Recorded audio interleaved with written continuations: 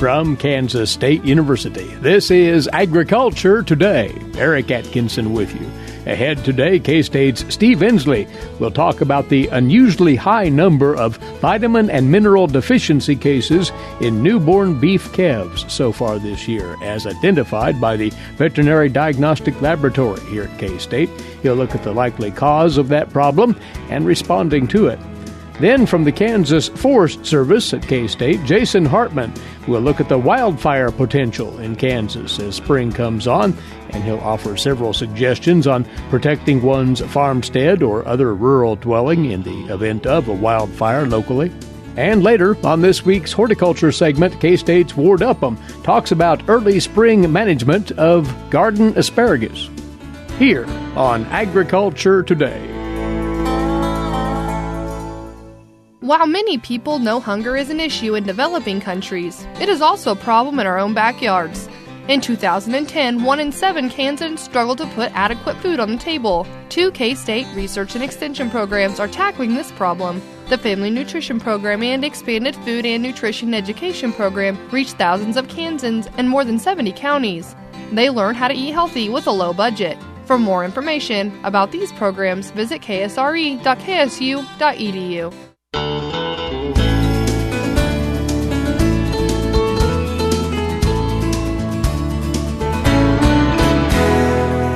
You're listening to Agriculture Today. We're glad to have you aboard. We've with us now, over from the Veterinary Diagnostic Laboratory here at Kansas State University, a clinical veterinary toxicologist on the staff at the laboratory, Steve Ensley. We've invited him over to share an update on what that laboratory has been working with as it serves producers out there, cow-calf producers, in some of the problems that have turned up because of adverse weather and otherwise, and specifically some mineral deficiencies and vitamin deficiencies that have turned up in cow-calf herds. Steve, what have you encountered there in recent months? So our job is to, if we have death loss, in animals, to try to diagnose or, try to find what the issue is. And so this spring we've had a lot of cases of weak calves, weak-born spring calves. Cows, not so much trouble with the cows, but just a lot of issues with calves that are just born and then weak and unable to get up and nurse. And then, because of the extremely cold weather we've had, they just don't last very long. And you've been trying to pin down the reasons for that, whether it's a nutritional issue with the cow, whether it's something else, and you've discovered several things, right? Right.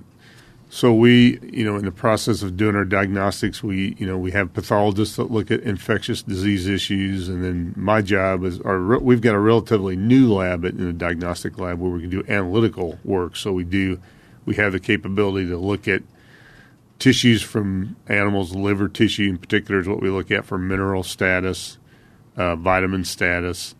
Those are the things that we, for this weak calf syndrome, those are the things that looks like in Kansas this spring anyhow, those are bigger issues. And the vitamin A deficiency that we've seen, we feel is driven somewhat by the high nitrates in our forages due to last year's drought.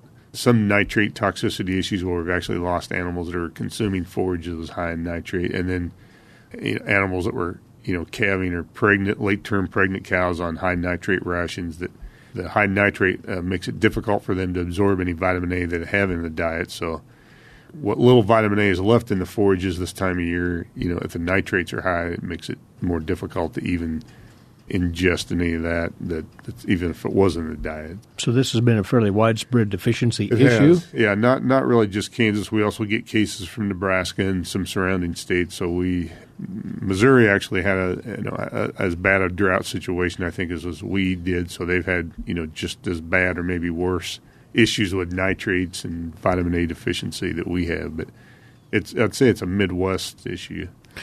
Is there a specific telltale sign of vitamin A deficiency in calves then that would distinguish from other possible problems? So sometimes the clinical signs will be similar to this weak calf syndrome that we talk about. There's a lot of factors that could contribute to that. So when we see calves that are born, full term but don't want to stand or don't want to get up and nurse, then, that's an indication that, those are potentially a vitamin A or mineral issue. So we, try to rule out any infectious diseases, no diarrhea causes, scour issues, no pneumonia. And if there's none of those, then we look further to try to find out what's wrong. And so, again, this year, vitamin A, vitamin E, copper, selenium, zinc, looks like it's been an issue. And so when the calves don't have any, then we know the cow is depleted, because the cow, if they have normal status, normal vitamin mineral status, the calves will be born adequate with these minerals and vitamins. When they're not, that's their source. So the cows may not, may look fine and they may not be sick, but they don't have the mineral and vitamin status that we need. So those afflicted calves need fairly immediate attention of some kind. Right. So when we've identified this, it's, you have two options: either try to, inject the calves with some vitamin mineral supplement, injectable supplement, as soon as you can after birth, or get the late-term pregnant cows, gather them in and inject them with some products, because the late term we can't make a change in the diet, an oral diet fast enough to have an effect. So if we have the capability to do anything, we really need to use an injection. So then there's always, downsides to try to get late-term pregnant cows in and work those. You don't want to cause any issues with those. But this year, it was a significant issue in a lot of herds, and the only way, that we can solve that quickly is injections. On the calf side, as far as their future performance, does this deficiency or any of these deficiencies, do they tend to set the tone for that performance? Right. So, what some of the issues is that, if we have these deficiencies, they may be born, they may look fine, but then, then we see increased susceptibility to infectious causes, when they're 3 weeks old, a month old, and so initially we may see some issues, but, it's a negative impact that could have long lifetime consequences in that calf if we can't correct it as soon as we can. So after that initial administration of vitamin A or whatever mineral is deficient, does one have to come back and repeat that, or will that carry them through? So hopefully green grass would solve a lot of the issues that we see. So we're hoping our winter weather is going to be over with. We're going to have access to green forage, fresh green grass, soon, because that will solve a lot of the issues that we see. If we return to a normal weather pattern, we have normal grass, not drought-stressed grass, then we probably don't need to do anything differently than we normally do, and, that will take care of the issue. If we have continued cold weather and we don't have green grass, then we could prolong the things that we're seeing right now. Many producers have already seen the bulk of their calving occur. There is calving yet to commence here. So those who have not fully calved out their herds yet, they need to stay alert for this, it would appear, Steve. Right. So, the cold weather, the wet weather, those all made things worse. We would have seen some issues probably without that, but with that weather, that made it worse. And so, if we get back to normal, warmer weather and normal weather pattern, then I think we hopefully won't have to do any more than we normally would, in a normal springtime operation. Do want to let you elaborate a bit more on the service that's provided, because it's relatively new and it is important and has proven its worth obviously this spring.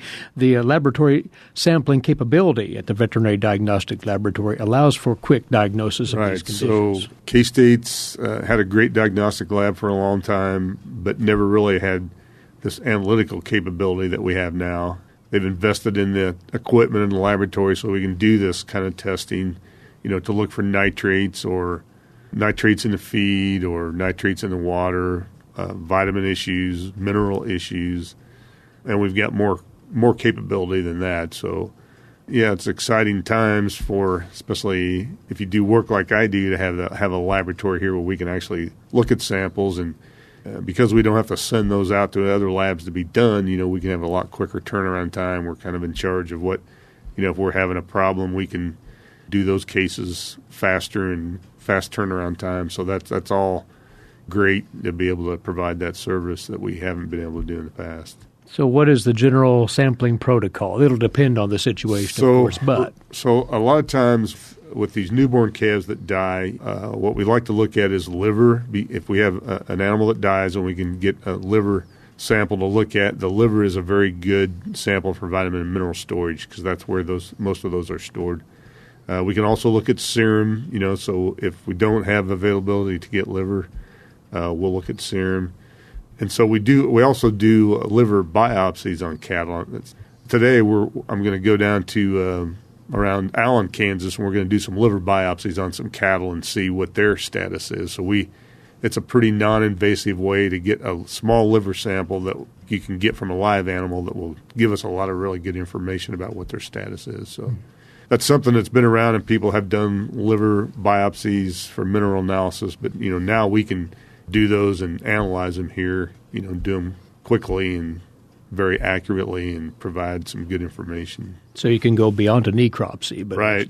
Standing animals. The good thing is we don't have to have a dead animal. We can do it on live animals, and again, it's not very invasive. A liver biopsy sounds worse than it is, but it's a pretty simple, straightforward way to get a liver sample that we can look at and give us a lot of good information about nutritional status in animals. So if producers out there would like to know more about the services provided, they can go to the laboratory's website and work through their practitioner, obviously, as well. So, a lot of, we've got some information on our website. Talk with your local practitioner. We do a lot of work with, local veterinarians in Kansas. They know exactly what we want or how we want to do it, and they can do that.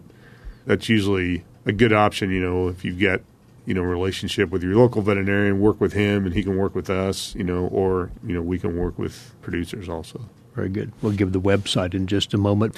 We appreciate having you over. Thanks for your time and the input right here. Yeah, thanks for allowing us to talk about what we do. We're excited about the capabilities and provide the service that we can help the stakeholders in Kansas. That's what we want to do.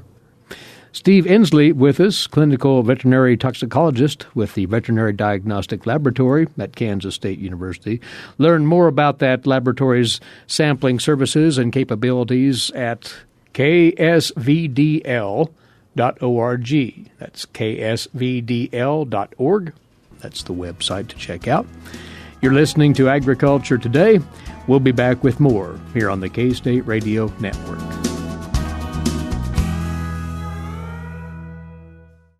What is radon? Home exposure to radon gas is the leading cause of lung cancer death in the United States for non-smokers. In Kansas, 1 in 4 homes will test at or above the EPA action level. The Surgeon General recommends all homes be tested and fixed if necessary. Visit kansasradonprogram.org for more information. Test, fix, save a life. This message brought to you by the Kansas Radon Program, the Kansas Association of Broadcasters, and this station.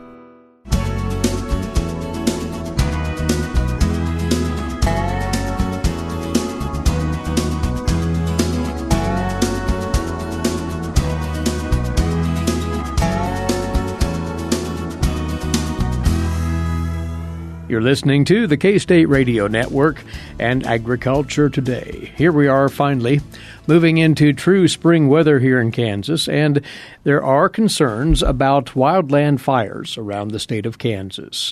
And we've brought by once again from the Kansas Forest Service at Kansas State University, Assistant Fire Management Officer Jason Hartman, with a few regular reminders about protecting your property from wildfires. We'll get into those in just a moment. But Jason, let's set the scene here.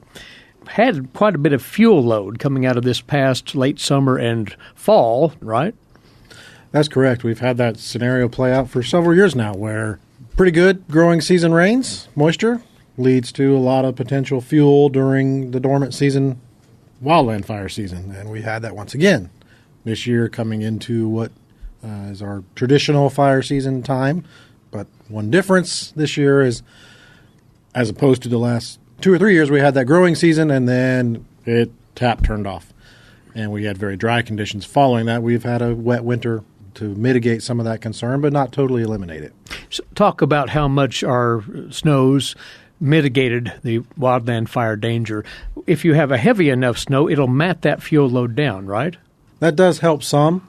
So the fuels, as we call them, the grasses, they aren't all standing. They are somewhat, like you said, matted down, which all that really does is it helps them retain moisture better during the dormant season so they don't dry out as quickly from day to day.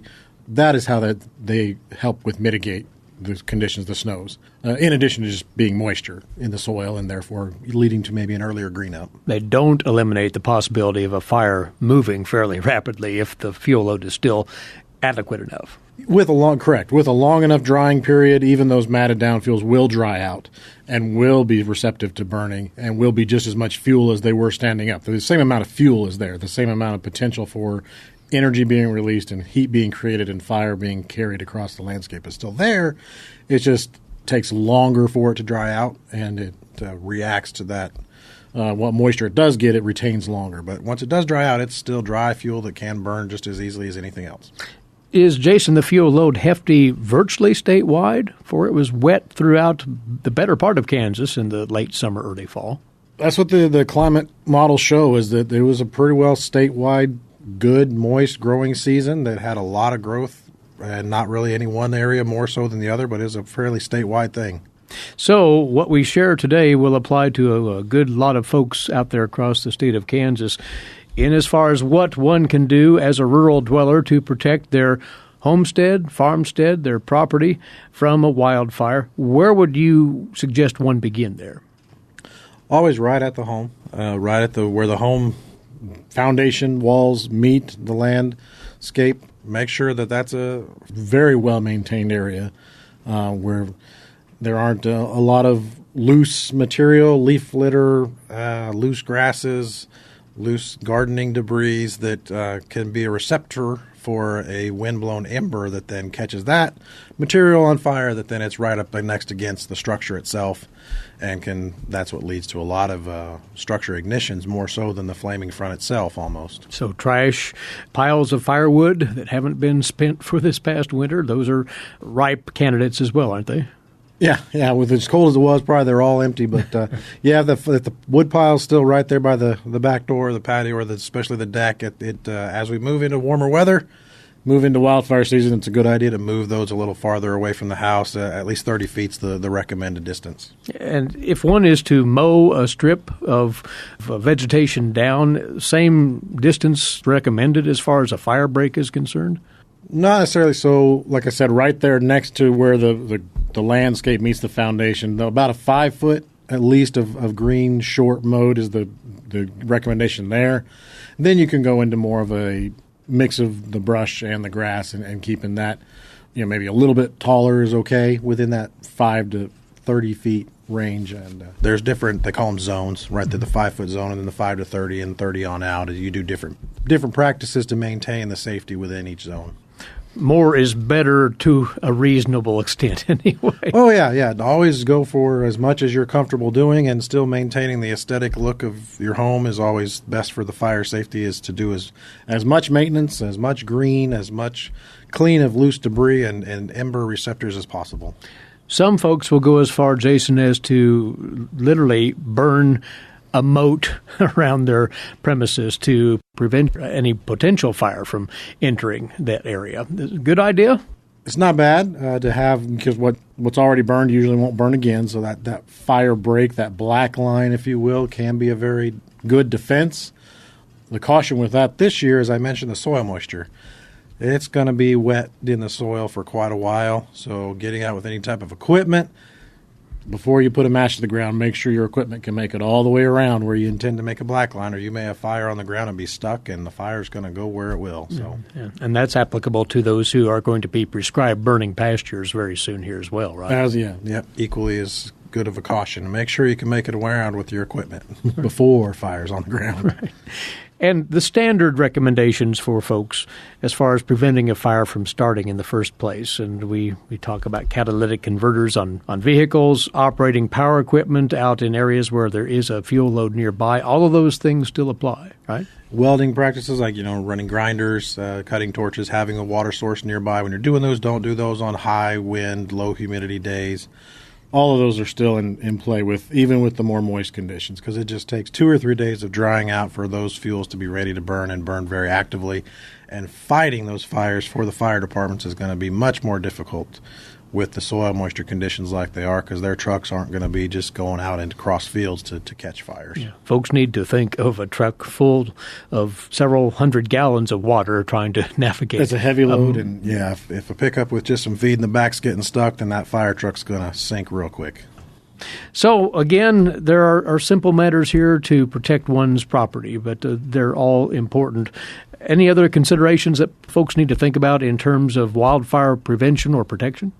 Just, when you're getting out for a good basic spring cleaning, think of all the things that can receive an ember even up above the ground level, gutters, valleys in the roof, clean all those out of leaf litter and other things that may have collected there over the winter, and just clean all that out, and don't leave it as a receptor for an ember to then have the home burned down, because the fire is good for the landscape where it belongs, but inside a home isn't where it belongs, so we don't want that. Not at all. But yes, it's been wet. We've moist conditions in the soil. Fire can still move right across that surface fairly handily. It can, and it moves quick. So if there's a fire in your area, definitely pay attention to local media, local instructions of local emergency crews, and be ready to be out of harm's way if they request you to do so. One further thing we wanted to speak to you about briefly here, Kansas Forest Service, along with several other rural wildland fire agencies in the state, will be taking part in a wildfire mitigation exercise very soon here, right? Yep, this will be 14th or 15th year. We've partnered with Hutchinson Community College and fire departments from across the state, and it's become even several other states are involved. We just do training for everybody there. Everybody there just is learning something or another, but we're also at the same time reducing fire hazards for the area we're working in. And this year we'll be working at the Quivira Scout Ranch near Sedan. So that'll be down in Chautauqua County. And when you say this is a rather extensive exercise, there's a lot going on in each of these with several hundred people involved, right? Not yet. We're not that big yet. Okay. We're closer to about 75 to 100 total throughout the week. There's some days are more than others, just different things going on.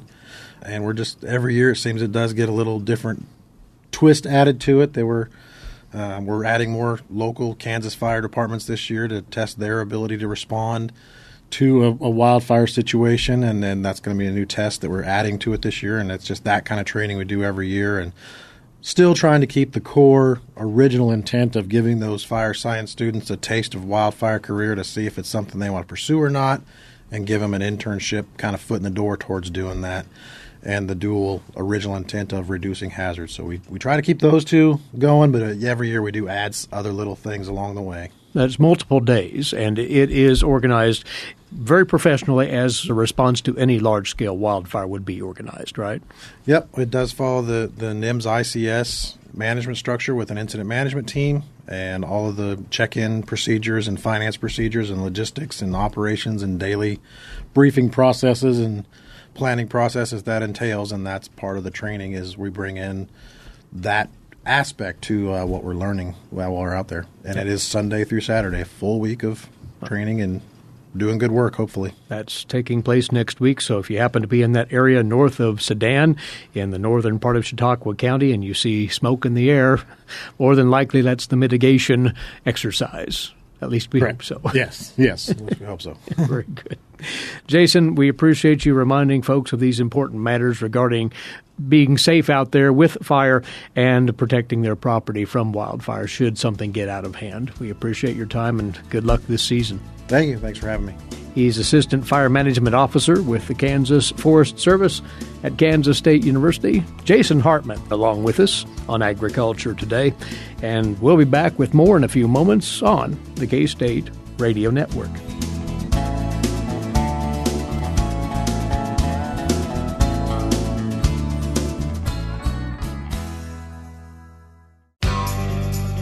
Did you know every Kansas farmer feeds 128 plus people? Kansas farmers are hard workers, dependable, authentic, and sensitive. Not only do farmers put food on your table, but they put clothes on your back and fuel in your car. For more information about Kansas farmers, visit K-State Research and Extension online or stop by your local extension office. This message has been brought to you by the K-State Animal Sciences Leadership Academy participants.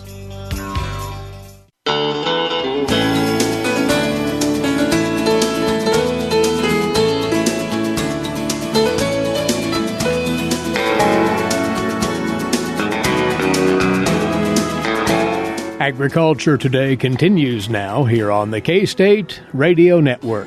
Eric Atkinson with you to today's agricultural news headlines for you now, courtesy in part of DTN. Well, as the floodwaters begin to slowly recede in Nebraska, that state's agricultural losses are coming into clearer focus, according to the 8-page disaster declaration request filed by Nebraska officials. The preliminary estimates put agricultural losses from the flooding and the blizzard near the $1 billion mark. State officials said yesterday those numbers could continue to rise as more detailed assessments are completed.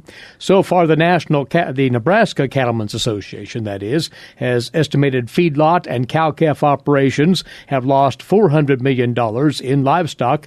Increased transportation costs from the infrastructure losses are hitting feedlots to the tune of about $1 million per day.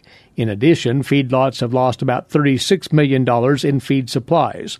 On the cropping side, state officials estimate the losses of about $440 million. Nebraska Department of Agriculture Director Steve Wellman said yesterday that crop estimates include the cost of removing debris from fields, lost supplies stored on the ground, and stored grain losses, among other things. As of yesterday morning, about 375 miles of state roads remained closed. On Tuesday afternoon, Nebraska and Iowa governors and members of Congress toured some of the damage with Vice President Mike Pence. This was after the Federal Emergency Management Agency received Nebraska's expedited request for federal disaster assistance. Now, at that time, the vice president said that the Trump administration would, in fact, expedite Nebraska's request. It calls for public assistance for 66 counties and individual assistance for 18 counties. According to the disaster declaration request, total loss to public infrastructure in Nebraska is estimated at $439 million. That includes water and wastewater treatment facilities, roads, bridges, public buildings and equipment. Private homes and businesses so far have an estimated $85 million in damages. That includes 2,000 homes and over 340 businesses. State officials have now identified 16 damaged bridges, including 13 that have been washed away. As of Tuesday afternoon, 41 Iowa counties have been declared disaster areas. However, so far that state has reported no livestock losses, according to a communications director at the Iowa Department of Agriculture and Land Stewardship, Keely Koppes. According to preliminary estimates from USDA Farm Service Agency offices, Iowa has about 100,000 acres of farmland underwater and has sustained about $350 million in damage to agricultural buildings, dwellings, and machinery. That number is expected to increase dramatically, according to Koppes, as the water recedes and producers can assess the damage to their properties. The next wave of flooding in Iowa expected this weekend into early next week as a result of ice melt in southern Minnesota. A bit of better news for Missouri River Basin landowners, flood levels reportedly falling at points between Omaha and Rulo, Nebraska, according to the Army Corps of Engineers. At points south from St. Joseph to around Leavenworth, the Missouri is expected to crest above flood levels later on today. U.S. wheat industry representatives are welcoming Brazil's decision to drop some wheat import tariffs. Here's an update on that from the USDA's Stephanie Ho. Steve Mercer with U.S. Wheat Associates welcomed Brazil's decision to allow American wheat imports at 0% tariffs. This opens up a portion of Brazil's annual imports to allow us again to compete on a level playing field. American wheat, which is subject to tariffs in Brazil, usually loses out to Argentinian wheat. Argentina has gotten the lion's share of that business because they're members of the Mercosur agreement with Brazil, and that import from Argentina has always been duty-free. At the same time, he notes that there were 3 times in the last decade when Brazil temporarily opened the tariff rate quota in 2008, 2013, and 2014. During those times, actually more than 80% of the non-Mercosur imports that Brazil brought in during those years were from the United States. It is not clear if the decision is a permanent change. This is Stephanie Ho for the U.S. Department of Agriculture in Washington, D.C. And you're tuned to Agriculture Today. Next up for you, this week's edition of the Kansas Soybean Update. And with that, as always, is Greg Akagi. Greg? John Heisdorfer is joining us. He serves as a governing committee member with the American Soybean Association. And I asked John about the continued development of biotech and how it seems to get better and better for the soybean industry. We need all these new traits and new technologies because we have problem weeds out there, resistant weeds that we need to get knocked down. And we got a hungry world out there to feed. We got plenty of soybeans right now, but there'll be a day again when we'll need all of them. Do you see these seed companies really working hard at developing what is needed for the industry? Yeah, I think they're doing a good job. I think they're collaborating a little bit on some things, and if we do well, they do well. So they pretty well got to stay on top of things. Do we see an increased acceptance across the world for biotech soybeans, for those types of varieties? I think it's better than it used to be. It used to be you were almost scared to say anything about GMO or anything like that, Now it's accepted,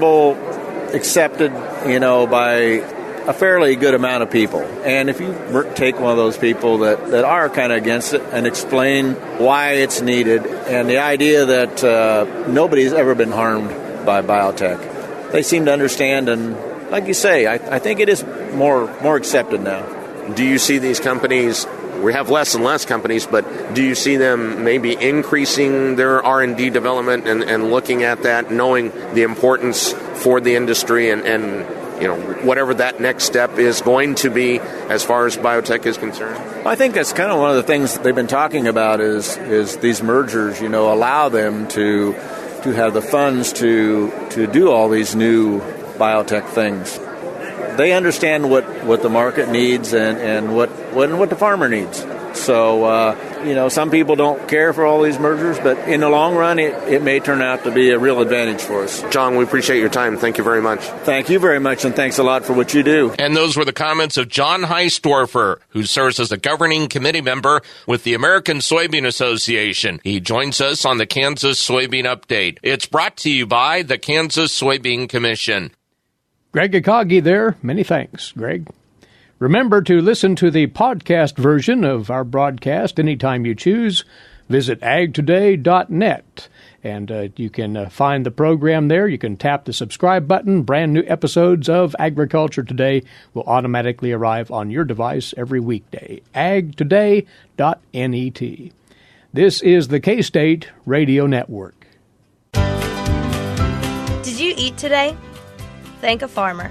A way to get more involved in agriculture is through 4-H and FFA. Through 4-H and FFA, we have been given multiple opportunities to grow as leaders and learn more about agriculture. You can learn skills related to jobs, public speaking skills, and you get the opportunity to travel around the country and meet new people. If you want more information about getting more involved in 4-H and FFA, visit them on their websites at kansasffa.org and kansas4h.org.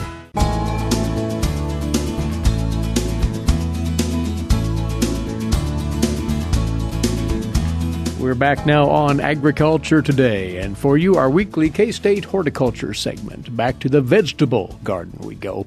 One of the earlier harvested vegetables we have, typically around our Kansas gardens, asparagus, in the spotlight today. Joining us once more, K-State horticulturist Ward Upham.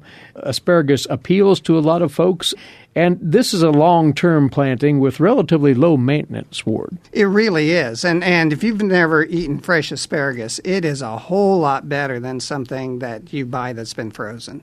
And so it's one of those crops that if you can put it in and you like it, it's well worth your time. Those plantings will last a long, long time. I know of one planting that lasts 50 years. Oh. And so as long as you keep it clean, keep the weeds out of it, it's going to be fine.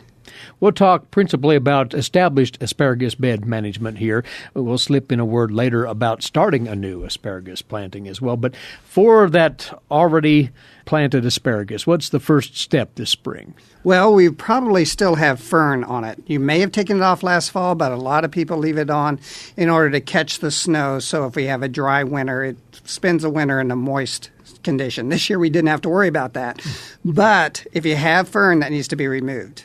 And there's a number of different ways you can do that. If it is legal and safe, you can burn it. It's not going to hurt the plant any. But most people are going to cut it off and maybe run a mower over it in order to make sure that it's well chopped.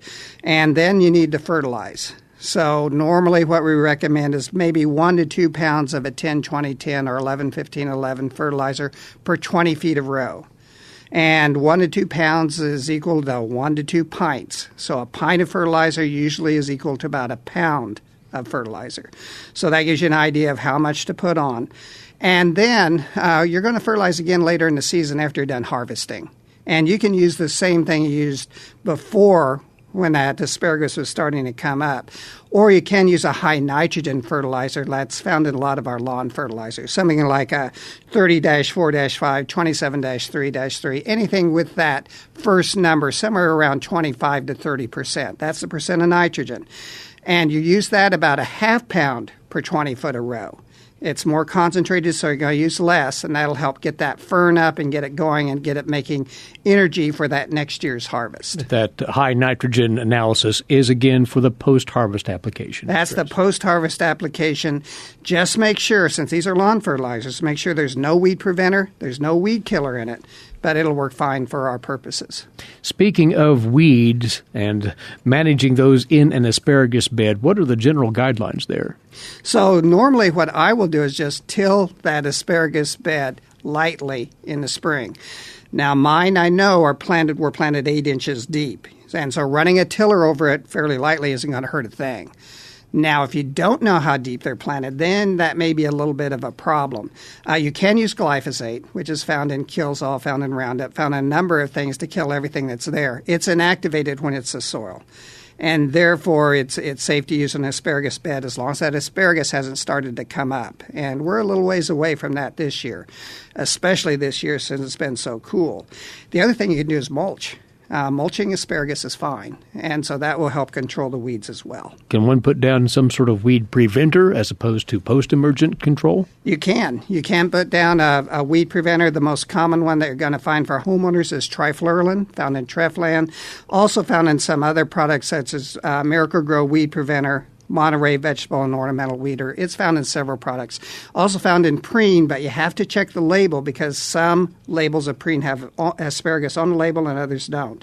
It's all the same active ingredient. And those things work better actually on grasses than they do broadleaves. If you have broadleaves in there, you're probably going to have to pull them. So fertilization, weed control, one is fairly well ready to go and can look toward harvest? That's right. So you're going to see those spears start to appear, and when they first appear, it's going to take a long time for them to get large enough for you to harvest. And that's because the growth of those spears is temperature dependent. And those cold soils of spring keeps things really slow. Now, as the season progresses, that temperature is going to rise, and that asparagus is going to become much quicker to produce harvestable spears. You're also going to notice that the larger that spear is, the faster it grows. And so what you're going to do is wait until it gets the right size for you. For a lot of people, that's 8, maybe even 12 inches tall. And then you can harvest it either by cutting it beneath the ground, or what I do is just snap it off at base. Make sure that you get it into refrigeration right away if you're not going to eat it immediately, just so it stays cool and keeps that good, fresh taste.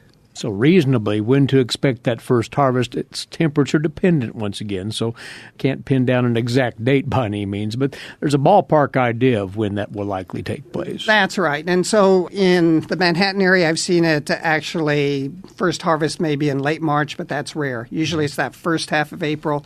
If you're further in southern Kansas, it's going to be a little bit earlier. In northern Kansas, a little bit later. But it's going to be that late March through April period when you start to harvest. And then you have to decide how long you're going to harvest. With a new planting, you don't harvest at all that year. What you want that plant to do is build up as reserves so it'll be ready to go the next year. Well, that next year, it's still not mature, and so you're going to harvest maybe 3 to 4 weeks, or when that spear size starts to drop. After that, on that third year and every year thereafter, you can harvest for 6 to 8 weeks. And so you have a long harvest season. And so it's one of those plants that really produces a lot for the amount of space that you give it. And as far as establishing, Ward, a new asparagus bed, then, you talked about the harvest protocol and leaving it alone once you plant it this spring. What other tips do you have to get that bed off and running well? So the most important thing is to make sure you get those crowns deep enough. What I like to do is put them 8 inches deep. That makes sure I can till over the top of them without worrying I'm going to disturb anything from years thereafter. Also, when they're that deep, that spear size is going to be bigger. You plant them shallow, and that spear size is going to be a little bit less. And so if you want those larger spears, make sure you get them down to 8 inches deep. So if you set them that deep, you don't want to fill in that trench right away. You want to put enough soil over top of them that they will start to grow and start to put up fern, and then you gradually fill in that trench all through the season as that fern grows. So by the end of the season, they'll be clear full, and then you're good to go. It is an easy-keeping perennial vegetable is asparagus. Thanks for the advice on managing established beds as well as starting new ones, and we'll talk again soon. Ward, appreciate it. You bet.